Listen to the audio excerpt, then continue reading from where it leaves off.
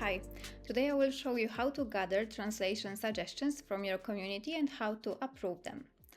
So, for example, if you don't have any translations yet or you are not sure if those translations are correct, you can provide a link to your translations to your community and gather feedback. So first, go to your project settings.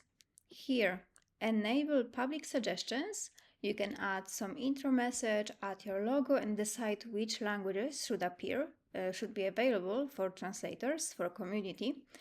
Open the link, and it looks like this. You can put it on your website, you can share it on Discord or Slack, and well, the community can just work on translations. For example, you have some Polish translations missing.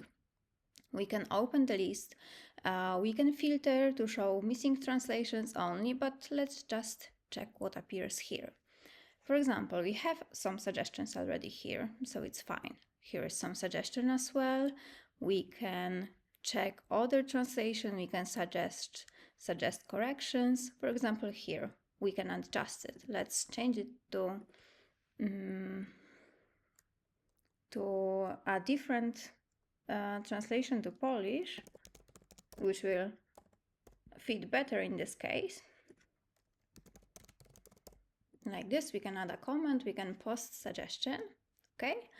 And then in your project, you can receive notifications about new suggestions, and you can view them. In the overview, for example, here we have recent public suggestions like this. You can click here to filter out by public suggestions, or you can just here click on filters, suggestions, and review all pending suggestions like this. Here we have a pending suggestion. You can just open it here. You check if it's fine, you can approve it, and it's accepted. It appears in here, and it appears as accepted in this place as well. So this way you can give your community a tool to help you with your translations of your product.